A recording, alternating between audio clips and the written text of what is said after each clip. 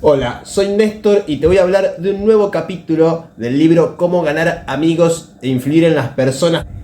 Este libro tendría que ser enseñado en todas las escuelas, todos los años y ser completado con más y más ejemplos.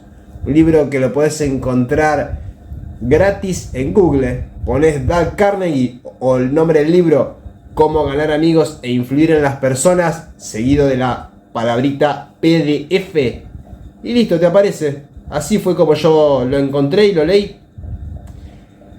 Nos dice Dale Carnegie: muestre simpatía por las ideas y deseos de la otra persona. Muestre simpatía por las ideas y deseos de la otra persona. ¿No le gustaría tener una frase mágica que sirva para detener las discusiones, para eliminar malos sentimientos, crear buena voluntad y hacer que se lo escuche atentamente? ¿Le gustaría? ¿Sí? Pues bien, aquí está.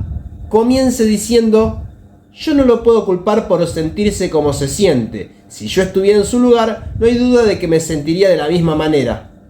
Una frase como esa suavizará a la persona más pendenciera del mundo, y usted puede pronunciarla con toda sinceridad, porque si estuviera usted en el lugar del otro, es evidente que pensaría como él.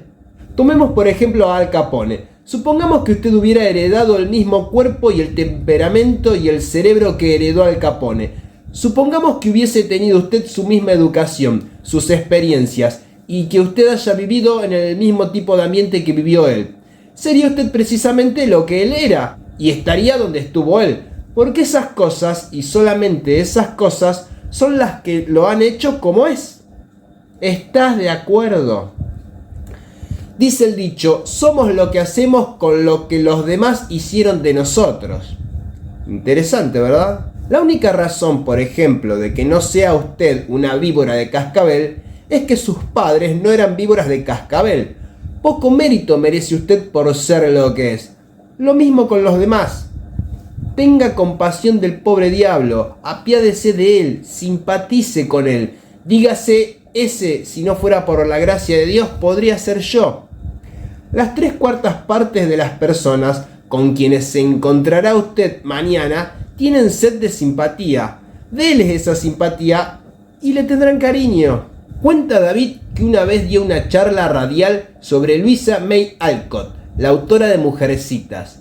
Él sabía que ella había vivido y escrito sus libros inmortales en Concord, Massachusetts, pero se confundió y dijo que lo había hecho en Concord, Nueva Hampshire. Si hubiera dicho Nueva Hampshire solo una vez, se le podría haber perdonado, pero desgraciadamente lo dijo 2 veces. Así que cuenta David lo siguiente: me vi asediado por cartas y telegramas, agrios mensajes que giraban en torno a mi indefensa cabeza como un enjambre de avispas. Muchos de ellos mostraban indignación, unos pocos eran insultantes.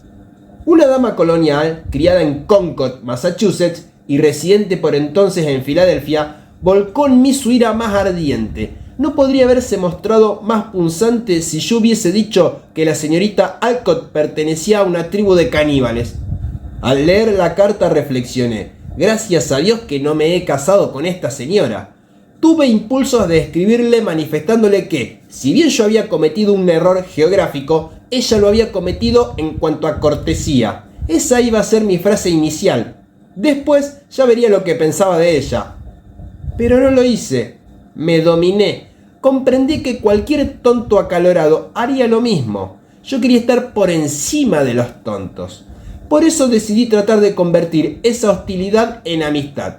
Sería una especie de desafío, una especie de juego para mí. Me dije: después de todo, si yo estuviera en su lugar, pensaría probablemente lo mismo que ella. Así pues, decidí simpatizar con su punto de vista. Tuve que ir a Filadelfia y no tardé en llamarla por teléfono. La conversación fue algo así.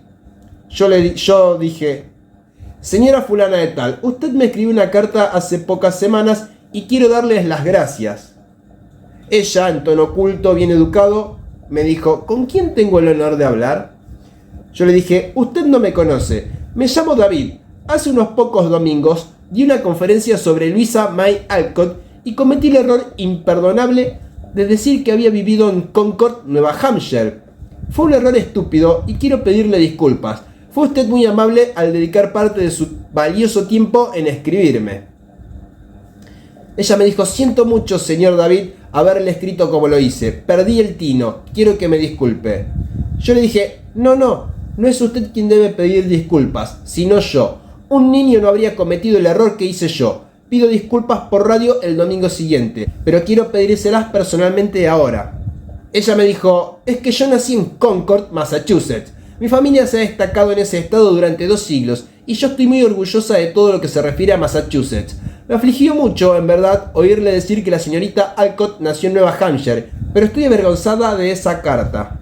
Yo le dije: le aseguro que usted no pudo afligirse ni la 10ª parte de lo que me afligí yo. Mi error no lastimó a Massachusetts, pero a mí sí. Pocas veces las personas de su posición y su cultura tienen tiempo para escribir a quienes hablan por radio, y abrigo la esperanza de que me escriba otra vez si nota algún error en mis conferencias. Ella me dijo: quiero que sepa que me ha gustado mucho la forma en que acepta usted mis críticas. Debe ser usted muy simpático. Me gustaría conocerlo mejor. Así, pidiendo disculpas y simpatizando con su punto de vista, logré que ella se disculpara y simpatizara con el mío.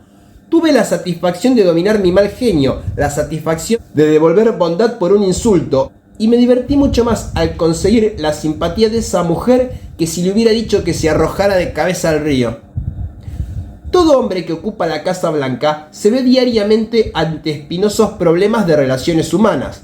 El presidente Taft no fue una excepción y por experiencia conoció el enorme valor de la simpatía para neutralizar los resquemores. En su libro, Taft da un ejemplo bastante divertido sobre la forma en que suavizó la ira de una madre decepcionada y ambiciosa. Una señora de Washington, escribe Taft, cuyo marido tenía cierta influencia política, trató conmigo durante 6 semanas o más a fin de que designara a su hijo para cierto cargo. Consiguió la ayuda de senadores y representantes en número formidable y los acompañaba a verme para cuidar que defendieran bien su pedido. El cargo requería una preparación técnica y según las recomendaciones del cuerpo administrativo designé a otra persona. Entonces recibí una carta de la madre diciéndome que yo era un desagradecido por haberme negado a convertirla en una mujer feliz con un trazo de mi pluma. Se quejaba, además, de haber trabajado con los legisladores de su estado para conseguir todos los votos en favor de un proyecto en que yo estaba especialmente interesado y que esta era la forma en que yo le pagaba. Cuando uno recibe una carta así, lo primero que hace es pensar cómo puede mostrar severidad con una persona que ha cometido una impropiedad o aún cierta impertinencia. Entonces escribe uno la respuesta. Pero si es prudente, guarda la carta en un cajón y cierra el cajón con llave. La saca unos días más tarde. Estas comunicaciones pueden retrasarse siempre 2 días y entonces no la envía ya. Ese es el camino que seguí yo. Pasados 2 días me senté a escribir otra carta, una carta tan cortés como pude, en la cual decía comprender la decepción maternal en las circunstancias, pero que en verdad el nombramiento no dependía solamente de mis preferencias personales, que tenía que elegir a una persona con experiencia técnica y por lo tanto había tenido que seguir las recomendaciones del cuerpo administrativo. Expresaba la esperanza de que su hijo realizara en el cargo que ocupaba las esperanzas que en él depositaba la madre. Esto la calmó y me escribió para decirme que lamentaba haberme enviado la primera carta. Pero el nombramiento no fue confirmado enseguida y al cabo de un tiempo recibí una carta que figuraba ser del marido de esta mujer, aunque la letra era la misma de antes. Se me informaba en esa carta que, debido a la postración nerviosa sufrida por la decepción de la señora, en este caso, había tenido que ponerse en cama y sufría ahora un grave cáncer al estómago.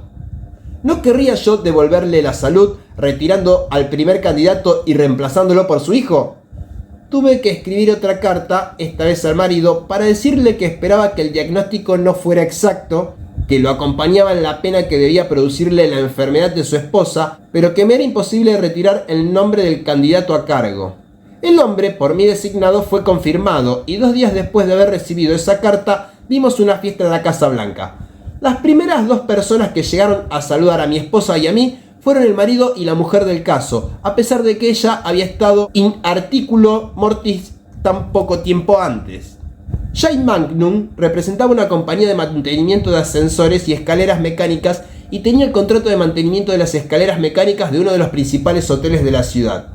El director del hotel no quería clausurar las escaleras por más de 2 horas seguidas debido a los inconvenientes que eso causaría a los pasajeros.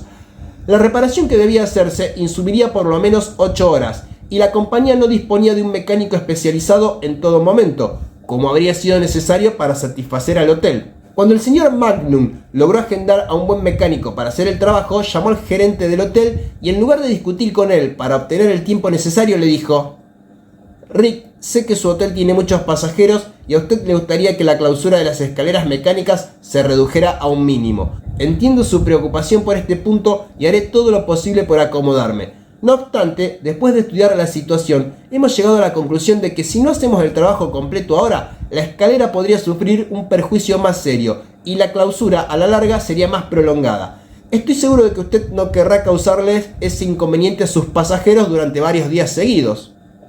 El gerente debió admitir que un cierre de 8 horas seguidas era preferible a uno de varios días. Simpatizando con el deseo del gerente de mantener felices a sus pasajeros, el señor Magnum pudo hacerlo pensar como él, fácilmente y sin rencores. Jasmine Norris, una profesora de piano, contó cómo había manejado un problema que las profesoras de piano suelen tener con chicas adolescentes. Berenice tenía uñas excepcionalmente largas, lo cual es un inconveniente serio para quien quiera que desee ejecutar un piano con buena y brillante técnica. La señora Norris cuenta lo siguiente: yo sabía que sus uñas largas serían una barrera en su deseo de aprender a tocar piano. Durante nuestras conversaciones, antes de iniciar las lecciones, no le dije nada sobre las uñas. No quería desalentarla al comenzar el estudio. Y además, sabía que no querría perder unas uñas de las que se enorgullecía y que cuidaba tanto. Después de la primera lección, cuando sentí que era el momento adecuado, le dije: Berenice, tenés unas manos atractivas y unas uñas hermosas. Si querés tocar el piano tan bien como puedes hacerlo y como te gustaría, te sorprenderá ver cuánto te ayudará a tener las uñas algo recortadas. Piénsatelo, ¿eh? Hizo un gesto que representaba una negativa absoluta. Hablé con su madre sobre esta situación, pero sin olvidar hacer mención de lo hermosas que eran sus uñas. Otra reacción negativa. Era evidente que las hermosas uñas manicuradas de Berenice eran importantes para ella. A la semana siguiente volvió para la segunda lección. Para mi sorpresa, se había cortado las uñas. La felicité y le elogié por haber hecho el sacrificio. También le agradecí a la madre por haber ejercido su influencia para que se cortara las uñas. La respuesta de la madre fue: oh no, yo no tuve nada que ver con el asunto. Ella decidió hacerlo por sí misma y es la primera vez que se ha cortado las uñas por pedido de alguien. ¿La señora Norris amenazó a Berenice? ¿Le dijo que se negaría a darle clases a una estudiante con uñas largas? No, nada de eso. Le informó que sus uñas eran hermosas y que sería un sacrificio cortárselas. Fue como si le dijera: me pongo en tu lugar. Sé que no será fácil, pero la recompensa será un desarrollo musical más rápido. El señor Urok, durante un quinto de siglo, ha dirigido a los artistas más famosos y cuenta que una de las primeras lecciones que aprendió al tratar con estas estrellas llenas de temperamento era mostrar simpatía y más simpatía por su ridícula idiosincrasia. Durante 3 años fue empresario de Feodor Chaliapin, uno de los más grandes bajos que ha conocido el mundo. Pero Chaliapin era un problema constante. Su comportamiento como un niño malcriado era permanente. La frase de Urok era inimitable. Era un infierno de tipo en todo sentido. Por ejemplo, Chaliapin llamaba un día al señor Urok a mediodía para decirle: me siento muy mal, tengo la garganta inflamada, me va a ser imposible cantar esta noche. ¿Discutía con él el señor Urok? Jamás. Ya sabía que un empresario no podía tratar así con los artistas. Corría al hotel de Chaliapin lleno de compasión. ¡Qué lástima!, se lamentaba. ¡Qué lástima! Pobre amigo mío. Es claro que no podrá cantar, le decía. Ahora mismo voy a cancelar el concierto. No le costará más que una gran cantidad de dinero, pero eso no es nada comparado con su reputación. Entonces Chaliapin suspiraba y decía: quizás sea mejor que vuelva usted más tarde. Venga a verme a las 5 y ya veremos cómo me encuentro entonces. A las 5, Urok volvía al hotel, siempre lleno de simpatía y compasión, insistía en que debía cancelarse el concierto y otra vez suspiraba Chaliapin y decía: bueno, quizás sea mejor que vuelva más tarde, quizás esté mejor entonces. A las 7:30 el gran bajo aceptaba cantar, pero con la condición de que Urok apareciera primero en el escenario de la Ópera Metropolitana para anunciar que Chaliapin sufría un resfriado y no estaba esa noche en plena posesión de su voz. El señor Urok debía mentir, pero dijo que así lo haría, porque sabía que esa era la única manera de conseguir que el gran bajo se presentara en público. Muestre simpatía por las ideas y deseos de la otra persona. ¿Estás de acuerdo?